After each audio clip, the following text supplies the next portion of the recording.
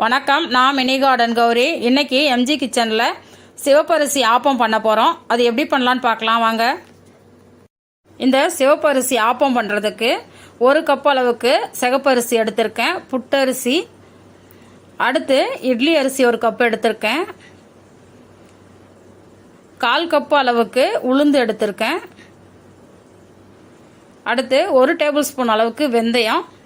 இது எல்லாத்தையும் சேர்த்து நல்லா 2-3 முறை நல்லா தேய்ச்சி கழுவி எடுத்துகிட்டு வந்துடலாம். இங்கே பாருங்கள், கழுவியாச்சு. அடுத்து அரிசி மூழ்கிற அளவுக்கு தண்ணி ஊற்றிட்டு ஒரு 4 மணி நேரம் ஊற வச்சுக்கலாம். இந்த அரிசி பார்த்திங்கன்னா மிக்சியில் அரைக்க போகிறீங்கன்னா ஃப்ரிட்ஜில் வச்சு எடுத்துக்கோங்க. கிரைண்டரில் அரைக்க போகிறீங்கன்னா வெளியிலேயே இருக்கட்டும். இப்போ ஒரு 4 மணி நேரம் ஆயிடுச்சு. நான் ஃப்ரிட்ஜில் இருந்து எடுத்து வெளியே வச்சுருக்கேன். இப்போ இதை ஒரு மிக்சி ஜாரில் சேர்த்துக்கலாம். எந்த அளவுக்கு சூப்பராக ஊறி இருக்கு பாருங்கள். இப்போ இந்த அரிசியை மிக்சி ஜாரில் சேர்த்துக்கலாம்.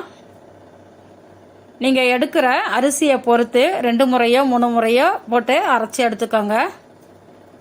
இப்போ இதை எந்த அளவுக்கு நைஸாக முடியுமோ அந்த அளவுக்கு அரைச்சி எடுத்துகிட்டு வந்துடலாம். இப்போ பாருங்கள், எந்த அளவுக்கு நைஸாக அரைச்சிருக்கேன் பாருங்கள். இப்போ அரைச்ச மாவை வேறு பாத்திரத்துக்கு மாற்றிக்கலாம். அடுத்து நம்ம அரிசி அளந்த அதே கப்பில் 1 கப் அளவுக்கு சாதம் எடுத்து வச்சுருக்கேன். இதை பார்த்திங்கன்னா நம்ம செகண்ட் டைம் அரைக்கும் போது இந்த சாதத்தையும் இந்த அரிசியோடு சேர்த்து அரைச்சிக்கலாம். நம்ம முதல்ல எப்படி அரைச்சோமோ அதே மாதிரி நைஸாக அரைச்சிக்கலாம்.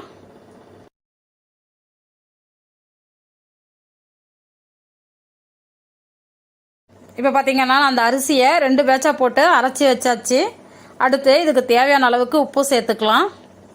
உப்பு சேர்த்து நல்லா மாவை கலந்து விட்டுட்டு நம்ம ஒரு தட்டு போட்டு மூடி ஒரு நைட் ஃபுல்லாக அப்படியே விட்டுடலாம். நல்லா புளிக்கட்டும், காலையில் பார்க்கலாம். மாவு கரைக்கும் போது பார்த்திங்கன்னா நம்ம கைகளாலேயே இந்த மாதிரி நல்லா கலந்துக்கோங்க. கரண்டி இல்லாமல் கையில் கலக்கும் போது தான் மாவு நல்லா புளிச்சு பொங்கி வரும்.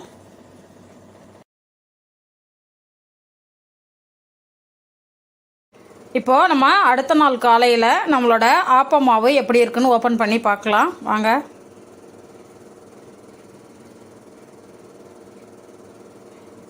பாருங்கள், சூப்பராக பொங்கி வந்திருக்கு பாருங்கள் மாவு. இப்போது கரண்டியை வச்சு கலந்து காமிக்கிறேன் பாருங்கள். இங்கே பாருங்கள் எந்த அளவுக்கு சூப்பராக பொங்கி வந்திருக்கு பாருங்கள். இப்போ இந்த மாவை ஒரு முறை நல்லா கலந்துடலாம். மாவு நல்லா கலந்து விட்டாச்சு. நமக்கு இப்போ தேவையான மாவு மட்டும் வேற ஒரு பாத்திரத்தில் எடுத்துக்கலாம்.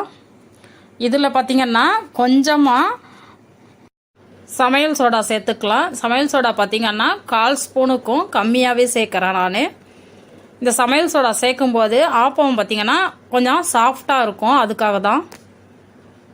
இப்போ இது சேர்த்துட்டு இதுலேயே கொஞ்சம் தண்ணி சேர்த்து நல்லா கலந்து விட்டுடலாம். இப்போ நம்மளோட மாவு ரெடி. அடுத்து அடுப்பில் ஆப்பக்கடாய் வச்சுருக்கேன். நல்லா சூடாகிடுச்சு. லைட்டாக எண்ணெய் தேய்ச்சிக்கலாம். எண்ணெய் ஊற்றக்கூடாது, லைட்டாக இந்த மாதிரி தேய்ச்சி விட்டால் போதும். இப்போது நம்ம வச்சுருக்க மாவுலேருந்து ஒரு கரண்டி அளவுக்கு மாவு எடுத்து இதில் சேர்த்துக்கலாம். சேர்த்துட்டு லைட்டாக அந்த கடாயை எடுத்து இப்படி சுற்றுனீங்கன்னா நல்லா ரவுண்ட் ஷேப்புக்கு வரும். இங்கே பாருங்கள். இப்போது தட்டு வச்சு மூடி வச்சிடலாம். ஒரு 2லேருந்து 3 நிமிஷத்துலையே இது நல்லா வெந்துடும். ஒரு 3 நிமிஷம் ஆயிடுச்சு. ஓப்பன் பண்ணி பார்க்கலாம். இப்போ பாருங்கள், ஆப்பம் சூப்பராக வெந்து வந்திருக்கு பாருங்கள். இப்போ இதை ஒரு பிளேட்டுக்கு மாற்றிக்கலாம். இந்த ஆப்பம் பார்த்திங்கன்னா டேஸ்ட்டு செமையாக இருக்கும். சாப்பிட்றதுக்கும் நல்லா சாஃப்டாக சூப்பராக இருக்கும். இப்போ இன்னொரு ஆப்பம் ஊற்றி காமிக்கிறேன் பாருங்கள். மறுபடியும் லைட்டாக எண்ணெய் தடவிட்டு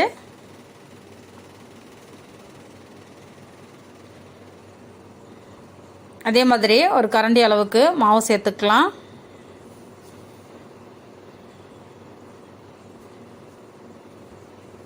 இப்போ அதே மாதிரி லைட்டாக இப்படி சுற்றிக்கலாம்.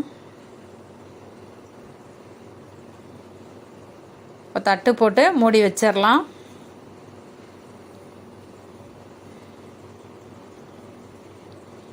இப்போ ஓப்பன் பண்ணி பார்க்கலாம். பாருங்கள், இன்னொரு ஆப்பமும் சூப்பராக ரெடி ஆகிடுச்சு பாருங்கள். இந்த ஆப்பமாக எடுத்து பிளேட்டுக்கு மாற்றிக்கலாம். இந்த ஆப்பத்துக்கு தொட்டுக்க பார்த்திங்கன்னா தேங்காய் பால் ரொம்ப சூப்பராக இருக்கும். இப்போ நான் நாட்டு சர்க்கரையும் தேங்காய் பாலும் தான் ஊற்ற போகிறேன். இது மேலே கொஞ்சம் நாட்டு சர்க்கரையை சேர்த்துக்கலாம். இந்த நாட்டு சர்க்கரையும் தேங்காய் பாலும் ஊற்றி சாப்பிடும்போது ரொம்பவே அட்டகாசமாக இருக்கும் டேஸ்ட்டு. ஒரு முறை ட்ரை பண்ணி பாருங்கள். இந்த வீடியோ உங்களுக்கு பிடிச்சிருந்தா நம்ம சேனலை சப்ஸ்கிரைப் பண்ணி வச்சுக்கோங்க. நான் சுவைக்கட்டும், ஆரோக்கியம் பெருகட்டும். நன்றி.